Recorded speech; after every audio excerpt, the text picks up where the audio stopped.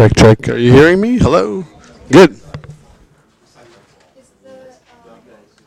PowerPoint's up there. Yes, the study guide's not.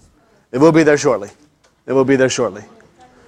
Okay, I apologize for not having it ready for you today. I keep thinking Monday is when we're starting this until we actually get to the Friday, and I'm like, oh no, right, we're starting today. So I should have had it ready for you today. So I apologize.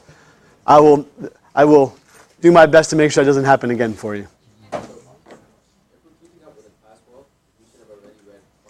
No. You were studying for chapter 4. This weekend, I would hope you would. Okay? It will. Hopefully by the end of today. Yep. Okay, big picture. Shh. Let me big picture this chapter for you. We're talking about tissues. Okay? And if you remember way back at the beginning that we started out just talking about little actual elements, right? And then we went up to molecules, then we did macromolecules, we did those macromolecules, and we made organelles. Those organelles, we made cells, right? And now we're taking those cells and we're making tissues. And then we'll take tissues and we'll start to make organs. That those organs are a part of organ systems. So are you with me? We had to go through all those steps to now get to tissues, because now you understand how cells work, how they reproduce, right? How they make the proteins we want. And now we'll talk about, okay, so let's put a bunch of those cells together and talk about those tissues. Does that make sense? I want to make sure you can see the big picture of why we're doing all of this. Okay? Because do I agree that this is some of the more boring stuff? I do. Okay? I am not a histologist. I don't really enjoy the study of tissues. But you have to understand tissues in order to understand the systems. Because the systems are a combination of all these different tissues put together into organs that function for different ways, right? All right, and there's 4 big broad categories: epithelial, connective, nervous, and muscular. And again, I apologize for not having a study guide for you. Pieces will be on there, all right? So I would say more focus on paying attention and writing down pieces that sound important or sound interesting. Are you with me? Don't try and copy down everything I say, all right? Histology, of course, is a study of tissues and how they're arranged. Organs, again, are 2 or more tissues that are put together to make a structure that has a specific function. All right? So, yes? In other words, there's a difference between your heart and your lungs. There's actually a literal... They're not the same thing. They have a boundary. Right? They don't overlap into each other. That's all we're meaning there. All right? The reason why we have these 4 different primary tissues is because they have different functions. The tissues do different things. They have different characteristics. They have different amounts of spaces the cells actually occupy. And again, we'll talk all about this. This is just giving you some general pieces. We do have this area we call the extracellular matrix. So are you comfortable that there's some in-between spaces where it's not actually a cell? It's just some proteins, some gel, which we call ground substance or extracellular fluid, the stuff that's on the outside, okay? And then these are all part of what makes up a tissue. Not every single square inch of you is a cell. There are some fluids and other pieces that are there. Does that make sense? This is just big picture here. That's all we're doing. All of these tissues come from 3 levels. And this will be something you will want to know. I'll put this on your study guide. But these 3 primary germ layers. So again, egg, sperm come together. That fertilizes something we call an embryo, right? And that embryo starts to grow. And as it grows, we can see 3 distinct layers that happen in that embryo. They're called the ectoderm, the endoderm, and the mesoderm. If you know anything about prefixes, right?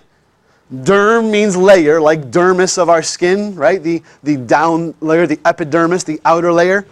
So ecto means outer, endo means inner, and meso means middle. Again, anatomists are not creative. They're just telling you what it is. Okay? The outer layer becomes the epidermis, your skin, and the nervous system. The inner layer becomes the mucous membranes, things that line your digestive and respiratory tract, your digestive glands, and there's many other pieces. But think of them more as mucous membranes. You say, wait, Mr. Hess, isn't mucus just like in your nose? No, it's everywhere. It is like the lubricant of your body. All right?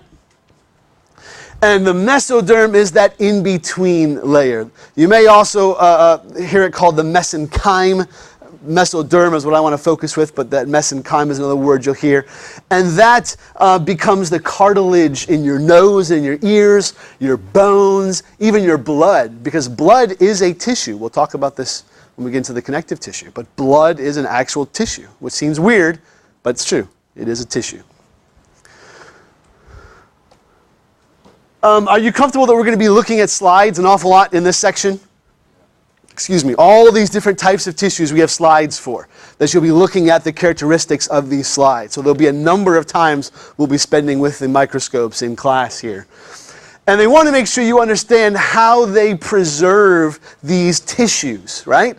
So you take a sample from a person, because, I mean, of course, we can do tissue samples of you, right? If you're worried about having cancer, they take a tissue sample, right? What do we call that? Does anybody know? When they cut off a little piece of you to look at to see if it's cancerous. A biopsy, or a biopsy, whatever, you know, right? So they're actually cutting off that piece and they're looking at the cells. So they fix it first, right, to stop it from decaying, right? Because cells otherwise would decay just like food in your refrigerator. So we preserve it, right? And then they slice it super thin so that you can see through it. It sounds weird, but we want the light to be able to go through the cells, right? And if I have a whole stack of cells on top of each other, the light can't penetrate it. Or you need a whole lot of light to get through there. Because remember, cells are 3D, right? Remember when we did depth of field in our very first lab with a microscope, where you had the rope fibers that were on top of each other? And we wanted you to be able to, because that's how cells are, right? They're 3D. So we're trying to take a 3D something and turn it into as much 2D as we can. That's why we're using those different slices. And are you comfortable that different slices look differently? So here is them slicing an egg into 5 pieces, right? Are you comfortable if I slice right here, I'll get only the white of the egg, right? If I slice on this line, I get some yolk, but it's smaller, right? Because I'm not in the middle of the yolk, I'm just on the very outside of the yolk. If I slice right down the center, oh, nice big yolk, nice big white. And then the opposite as I keep going. Does that make sense? Same thing if I slice an elbow macaroni.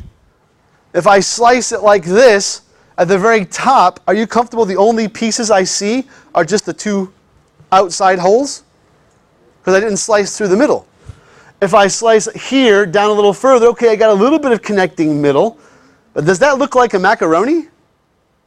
It really doesn't. It looks like an 8, right? Like a figure 8, or I don't know, like a teaspoon rester or something. Right? And this doesn't look like a macaroni at all. It looks just like an oval. But again, it all depends on where you slice it. Does that make sense? The point behind this, you're not going to be tested over this. The point is that we're taking 3-dimensional objects and we're putting them into 2D. Does that make sense? So it's not going to look exactly like what you think it might look like in that 3D. And we have names for these different sections, right? A longitudinal or cross section, transverse section, or oblique section. Here's the piece so you can see. Longitudinal is cutting it long ways. Makes sense, right? You're cutting it long ways. Cross section or transverse section is like transverse plane, right? Slicing it this way into a top and bottom. And then oblique means I'm cutting it at an angle. You have oblique muscles. Where are your obliques? That's here. That's triceps. Where are your obliques? Here. Okay? And they call them obliques because they go at an angle. The fibers, if you use my fingers as the fibers, they literally, one runs this way and one runs that way. Like they run in different angles. Oblique. Again, anatomists are not creative. They just describe what it is. Okay? Does that make sense? And again, you're not going to be tested over this, but I just want to make sure you understand that things get cut. Things get section is what we call it in different ways. You can have a smear, which is literally taking the tissue and rubbing it across the slide. Blood, again, is a tissue. So when I take and smear that blood on that, now I've spread the blood out so I can see the cells. We'll look at some blood smears. A spread where I'm laying out the tissues out on the slide. Again, not going to test you over these, but no, this is some of the way we prepare these slides. Questions there? And again, you won't be tested over that section, but the point is just that you understand how we put things together. You will, the mesoderm, ectoderm, I'm talking about the different kind of slices and all of that. I'm not as worried about that. Okay, fairly straightforward. I could almost just stop. The whole rest of the section is looking at these different tissues. And if you keep in mind 3 pieces. Number 1, can you identify the tissue? Like if I literally put a picture of a tissue, can you tell me what kind it is? Are you with me? And we're going to do this with your textbook. We're going to do it with the slides. Number 2, can you tell me the function of that tissue? Because the reason why we have all these different types of tissues is they all have different functions, right? So can you identify it? Can you tell me the function? And then number 3, can you tell me where it's located? So that specific tissue is found in the respiratory tract. That specific tissue is found in the urinary tract. That specific tissue is found on the bottom of my foot. That specific tissue is found in my kidney. Does that make sense? And that is really the entire focus of the rest of our time in this chapter. Not every single, but yeah, an awful lot. I mean, not an awful lot. I'll give you 25 maybe. It's not tons. It's not tons. Okay? We're going to start with epithelial tissue. We're going to start with epithelial tissue. Epithelial tissue, those cells are very tight, very tightly compacted. They cover body surfaces and they line body cavities. So the tissue, when I look and I see you, mostly I see epithelial cells. Your hair is different. That's proteins. Okay? But mostly, when you look at somebody, you see their epithelial tissue. Glands are epithelial tissue, the things that secrete sweat and oil and hormones. These guys are epithelial tissues. Epithelial tissue does not have blood vessels. Did you realize that? That your skin doesn't really have blood vessels? Well, wait. But I see blood if I cut my skin. It's actually in the tissue that's below that. The very deep layers of the epithelial is where you'll find that. The above layers don't have blood, which is a good thing, right? Otherwise, every time I touch the desk, I could start bleeding if the blood vessels were very close to the surface. Does that make sense? So you want to protect, because this is the tissue that is getting rubbed, right?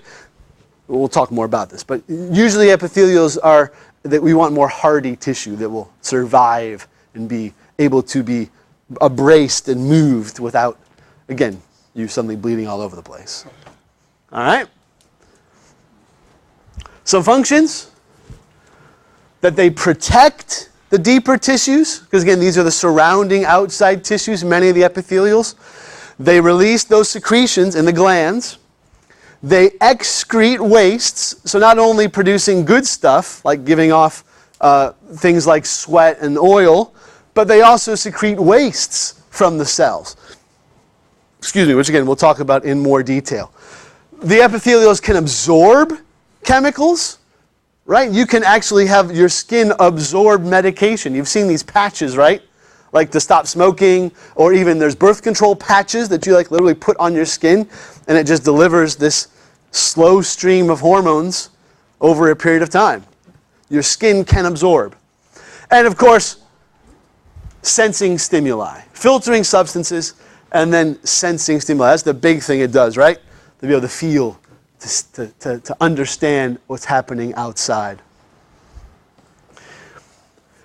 Every epithelial tissue has a basement membrane. It's the layer between the epithelium and the tissue on the bottom. You'll see on the diagrams for these different tissues that they always label the basement membrane. And that just means the bottom layer of that epithelial before it connects to another connective tissue. You with me? Connective tissue is one of our 4 tissues. So this is kind of the layer that's connecting the two together. And you'll see it labeled very clearly on many of the pictures. The top surface that faces away from the basement membrane we call the apical surface. The bottom surface that actually touches the basement membrane we call the basal surface. The base or the apex. You've heard of that, right? Apex, like the top of a triangle is the apex, right? That's where the word comes from. It's all Latin. Are we cool? All right, so let's talk about some actual epithelial. We divide these epithelial by two big categories. Number one, by the shape of the cell. Right? That's what these guys are down here. These flat guys that kind of look like scales. Scales in Latin is squamous. So we call those squamous epithelial cells. These guys here that are kind of square-shaped, kind of cube-shaped, we call them cuboidal. These guys that are kind of tall and thin, like a column, we call them columnar. Again, we're not creative. We're simply describing what they look like. All right? So we take their shape, and we also describe how they're laid in together.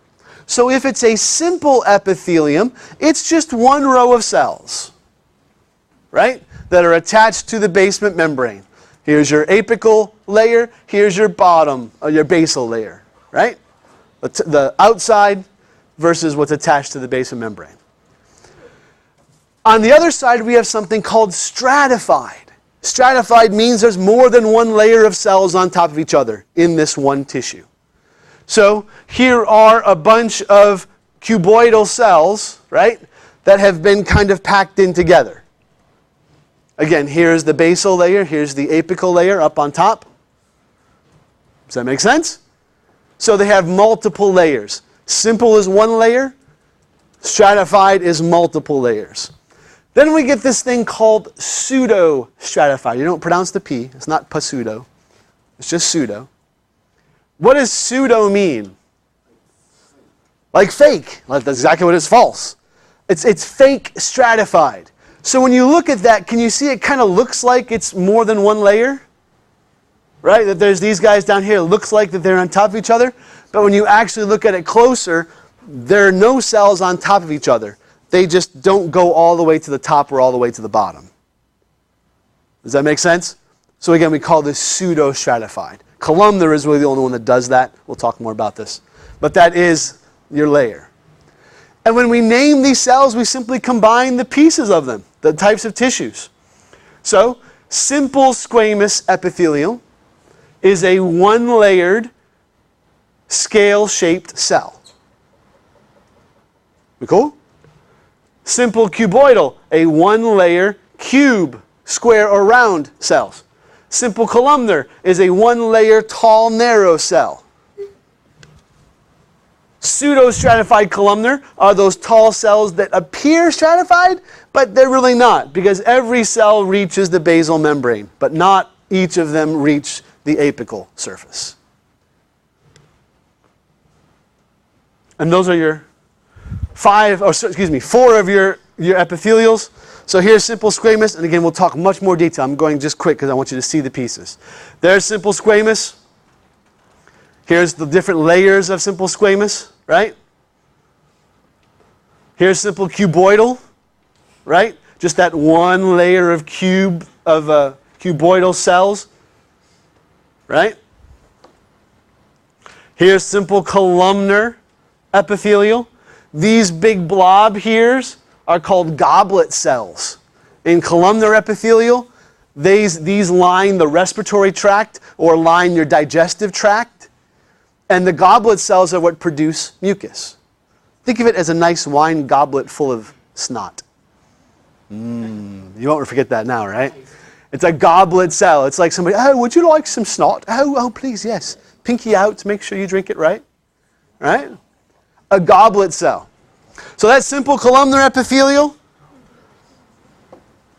Here's pseudo-stratified epithelial, right? So that looks like multiple layers, doesn't it? You see, here's a layer of cells, here's a layer of cells.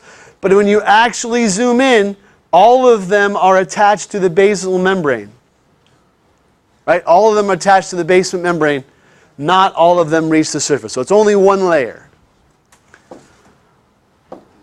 And then here are your three stratified squamous. So stratified epithelial. Stratified squamous means multiple layers of scales, right? Stratified cuboidal, multiple layers of cubes. Stratified columnar, multiple layers of columns. And the last piece is transitional. Transitional epithelium is what is in the bladder. What's cool about this tissue is it's like elastic. It can stretch. Why would that be important for your bladder? So it doesn't burst. Sure. Yeah. Are you comfortable? That's what triggers you to know you have to go to the bathroom, is when these cells have stretched to a certain point, it triggers the nerves that tell your brain, hey, I need to go to the bathroom. Are you comfortable that despite what a lot of my students think, you don't have to go to the bathroom right then? Like you can actually control that? Like that's what potty training is all about? Oh, I always forget. We're done at 40, not 45. So again, we'll talk much more detail about these guys. I just wanted to give you the initial overview. Adios, my friends.